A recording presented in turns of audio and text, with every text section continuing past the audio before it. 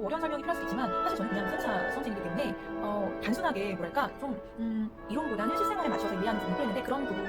이제 다음 글로 넘어가 보니까요, 제가 1차 시험에 합격을 했습니다, 그 당시에. 그래서 1차 시험을 합격한 이후에 8월 2차 시험까지 어떻게 공부를 했는지 시간표를 제가 올려놨어요. 저도 잊어버리고 있었거든요. 조금 이제 오래된 일이라. 근데 내용을 보니까 3개월 동안 2차 시험을 이제 준비를 하게 됐다라고 써 있네요. 그래서 제가 회사를 다녔잖아요. 그래서 회사에서 일을 하고 퇴근을 하면 저는 외국계 회사를 다녔고요. 저희 회사 분위기가 다행히 조금 그 당시에는 칼퇴를 많이 하는 분위기였기 때문에 집에는 7시 반 정도면 도착을 한다고 써 있네요. 요새도 이제 주 52시간이 조금 보편화됐기 때문에 예전보다는 그래도 일찍 퇴근하시는 분들이 조금 많아졌을 거라고 생각을 합니다. 그래서 7시 반에 도착을 해서 이제는 조금 휴식을 한 30분 정도 취하고 밥을 먹고 이제부터 공부를 시작하겠다라고 적어놨습니다. 그래서 공부는 보통 45분 공부를 하고 15분은 휴식, 이렇게 1시간 단위로 끊어서 제가 시간표를 작성을 했네요. 그리고 가능하면 이제 잠은 12시 이전에 자는 걸로 작성을 해놨고, 실제로 아무리 늦어도 1시 이전에는 자려고 노력을 많이 했습니다. 또 중요한 것 중에 하나가 제가 이전 영상에도 말씀드렸지만 운동을 규칙적으로 하자라는 그런 내용이 있고요. 이거는 저의 스트레스를 해소하는데, 그리고 저에 대한 그런 보상이 됐다고 해야 될까요? 다이어트를 할 때도 일주일에 하루 정도는 치팅데이를 가지시잖아요. 그래서 치킨을 먹거나 그날은 피자를 좀 먹거나 그런 식으로 매일매일 일하고 공부하고 조금 지칠 수 있기 때문에 일주일에 한 번은 제가 좋아하는 운동을 했습니다. 그리고 그게 바로 댄스 스포츠입니다. 영상이 궁금하신 분들은 제 채널에 있으니까요. 한번 봐주세요. 이제 그 다음 글을 읽어보면은 드디어 2차 동차반 수업이 시작이 됐네요. 5번째 시험이지만 홀수로 보기 때문에 동차였죠, 마지막에.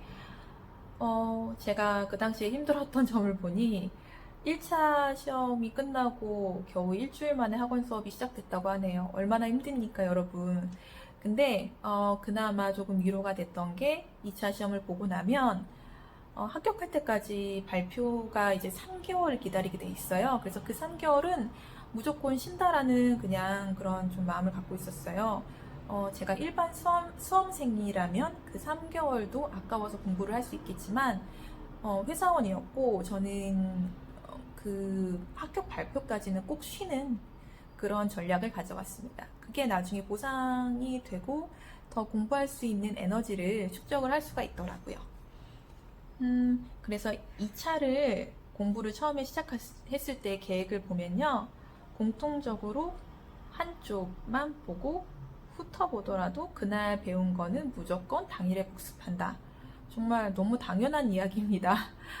왜냐하면 그날 수업을 한 거를 집에 와서 보면은 정말 기억에 생생히 남아있기 때문에 단 5분, 10분 안에도 그냥 훑어보는 정도의 복습은 가능하거든요.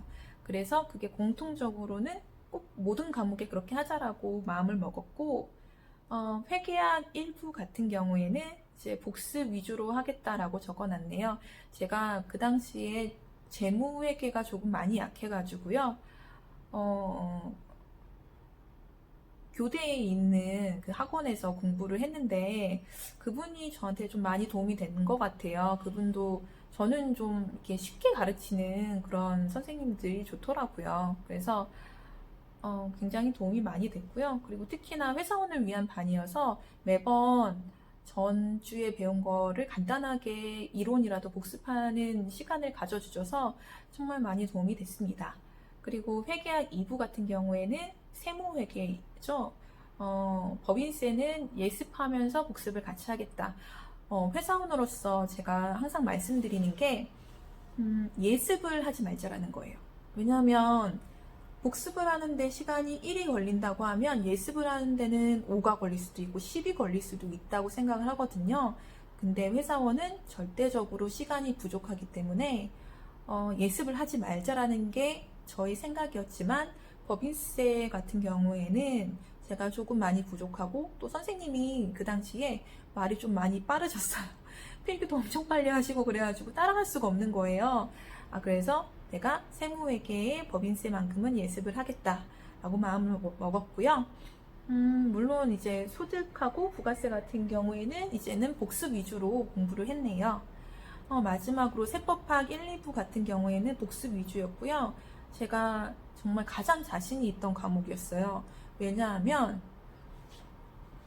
처음으로 1차를 보고 동차 2차를 시험을 봤을 때도 세법학이 꽈락이 한 과목밖에 나지 않았나? 거의 뭐 둘 다 40점대 가까이 났었고 그때는 공부도 많이 못했거든요. 근데 이제 그런 상황이었으니까 자신이 좀 있어서 복습 위주로 하겠다. 그리고 대신에 조특법 같은 경우에는 조세특례 제한법 같은 경우에는 매일 밤 뭐 2, 30분이라도 읽고 자겠다. 이런 마음을 먹었고 회사에서 이제 조금 한가할 때가 있잖아요. 그때는 뭐 책을 읽기는 조금 어려우니까 백지를 하나 놔주고 제가 그 전에 외운 법령 같은 거를 좀 써보자라는 그런 제가 마음을 먹었네요. 왜냐하면 세법학은 여러분들은 어떻게 생각하세요? 문제가 나오면 내가 나의 의견을 그냥 진술하는 거다, 나의 의견 서술하는 거다라고 생각하실 수도 있겠지만 뭐 제가 변호사 시험을 보는 사람도 아니고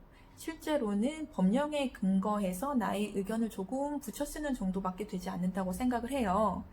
그래서 법령을 못 외우면 답안지에 쓸 게 없습니다. 정말 최소 뭐 한 8, 9장에서 뭐 최대는 15장 정도까지 답을 쓰는데 그 장수를 어떤 걸로 채울까요? 네, 제가 머릿속에 암기해둔 법령이겠죠. 그래서 그런 것들을 써보는 연습을 이제 회사에서 조금 한가할 때 조금씩 해봤습니다. 그리고 또 하나는 세법학 같은 경우에는 써보는 것도 좀 중요하다고 생각을 했어요. 근데 계속 말씀드리지만 회사원이라 시간이 없죠. 그래서 일주일에 한 장은 이제 답안 작성을 한번 해보자 라는 마음을 먹었고요. 그리고 뭐 한 달에 한 번 정도는 저희 세법학 선생님께 답안지를 보여드리고 뭐를 좀 개선했으면 좋겠냐라는 의견을 받았어요.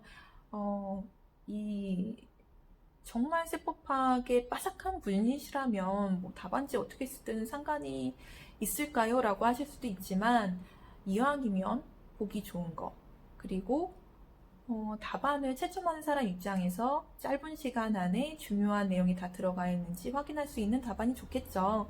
그래서 그러한 연습도 했습니다. 마지막으로 저는 정말 악필이에요. 글씨를 되게 못 씁니다. 아마 요즘에는 많은 분들이 그러실 거예요. 이제 스마트폰이나 컴퓨터로 타자를 많이 치기 때문에 글씨를 조금 못 쓰는 분들도 많을 텐데요. 저도 그들 중에 하나였고 제 전략은 글씨를 최대한 크게 쓰자입니다. 작게 쓰면 못 쓰는 글씨가 더 안 보일 거 아니에요. 근데 최소한 크게 쓰면 눈에 들어오기 때문에 그렇게 하려고 노력을 많이 했습니다. 그 다음에 또 제가 재미난 글을 올렸네요. 2차 시험이 29일 남은 시점에서 올린 글이에요. 그래서 그때가 되게 더울 때예요. 아마 7월 중순 정도 됐을 텐데 엄청 더운데 제가 무슨 심리학 서적 같은 이런 데에 죽음을 맞는 뭐 인간의 뭐 몇 단계 이런 내용들이 있잖아요. 가끔 글을 보면 그래서 뭐 부정하고 내가 그럴 리 없어 부정하고 그 다음에 화를 내고 슬퍼하다가 결국 받아들이는 그런 단계를 거친다고 하는데 이제 동차생이 시험을 준비할 때도 이런 식의 단계를 거친다고 느꼈나 봐요. 저 되게 웃기는 사람이네요. 이런 글을 왜 올렸지?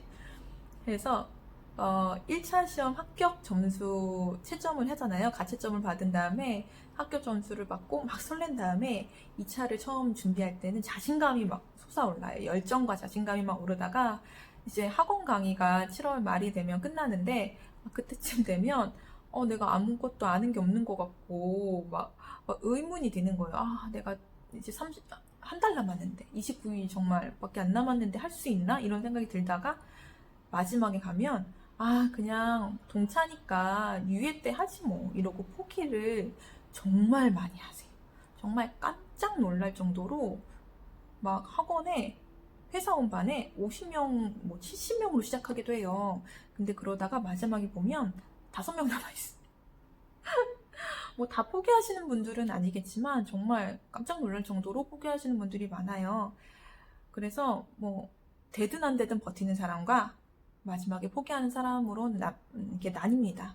하지만 동차 때 포기하면 유예 때도 힘들어요. 그래서 저는 잘 아는 게 없다라고 느끼셔도 마지막까지 붙들고 계시는 거를 추천드립니다.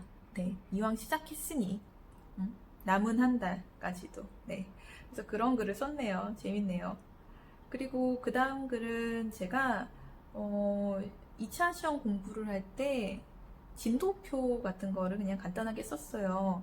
사실 뭐 진도표 같은 거에 시간을 투자할 수가 없기 때문에 그냥 뭐 원가는 1에서 9까지 나갔고 그 중에 내가 이번 주는 뭐 23일날, 24일날 이렇게 공부했으면 이런 건 체크를 하는 거예요. 그래서 제가 빼놓은 단원이 없도록 체크하는 진도표를 해놨네요. 그래서 뭐 원가, 재무회계, 세무회계의 법소부, 세법화 1, 2, 뭐 이런 식으로 나눠서 해놨고, 특히나 이제 그 해에 조금 더 중요한 단원이 있잖아요. 뭐 올해는 유형자산 꼭 나온다. 근데 사실 유형자산은 되게 항상 중요하니까, 네, 뭐 그런 내용이라든가 올해에는 원래 안 나왔던 뭐 차입원가 자본화가 꼭 나올 거야. 이건 중요해. 올해는 리스가 중요해. 뭐 이런 부분들이 있어서 이거는 별표를 해놔서 무조건 모든 주에 풀어보게 체크를 해놨습니다. 그렇게 했고, 그 다음에는 이제 제가 이런 식으로 매주 진도표를 쓰다 보니까 저도 사람인지라 피하고 싶은 아이가 있어요. 나는 리스가 너무 싫어. 나는 그 현금 오름표가 정말 나는 정말 쥐약이야. 이런 수험생들이 많으실 거예요. 저 말고도. 이제 그런 경우에는 막 빼놓고 그 부분은 복습을 안 한 거예요. 너무 싫으니까. 딴 거부터 해야지. 맛있는 거 먹는 사람처럼. 그래서, 근데 제가 매주 진도표를 썼기 때문에 그게 티가 나는 거예요. 그 부분 표시가 안 돼 있죠. 허옇게 돼 있으니까. 그래서, 마지막 그 주쯤 되면 이제 그런 식으로 쌓여가네요. 그런 내용들이 들어가 있고, 그리고 블로그 더 뒤쪽에 가보니까 이제 제가 D-5일, 디데이가 5일 남았을 때, 어떻게 2차 시험을 준비를 할까, 당일날 준비물이 뭔지 이런 것도 써놨어요. 제가 뭐 읽어드릴까요? 읽어드리자면 수험표, 신분증, 그리고 검정 볼펜. 수험생들 사이에 많이 쓰는 볼펜이 있어요. 그리고 자신의 손에 맞는 볼펜을 여유 있게 2-3개 가져가자. 그리고 계산기. 계산기는 보통 카시오 제품을 많이 쓰시죠. 그 쌀집 계산기를 쓰시면 되고, 어떤 분들은 1개를 더 여유 있게 가져가시는 분들도 있는데, 저는 뭐 그냥 1개만 가져갔던 것 같고, 그리고 개인 시계, 손목 시계를 사용하셔도 되고, 아니면 학원에서 나눠주시는 시계도 쓰셔도 되고요. 왜냐하면 강의실에, 그 교실에 시험을 보러 가면 큰 시계가 이렇게 걸려 있는데, 좀 초조하다 보니까 약간 잘 안 보게 된다고 해야 되나요? 그리고 숫자로 나와 있는 시계가 더 편하더라고요. 저는 그래서 그런 시계. 그리고 이외에는 꼭 필요하진 않지만 본인이 이제 취향 따라서 가져가는 건데요. 저는 이제 휴지나 물티슈 같은 거를 좀 가져가는 편이고, 생수는 사갔어요. 시간이 지나면 목이 너무 말라가지고. 그리고 초콜릿이나 이제 커피 같은 것도 일단 사는 갔어요. 근데 커피는 마시면 화장실 자꾸 가고 싶어가지고 굳이 마셔야 되나 싶고요.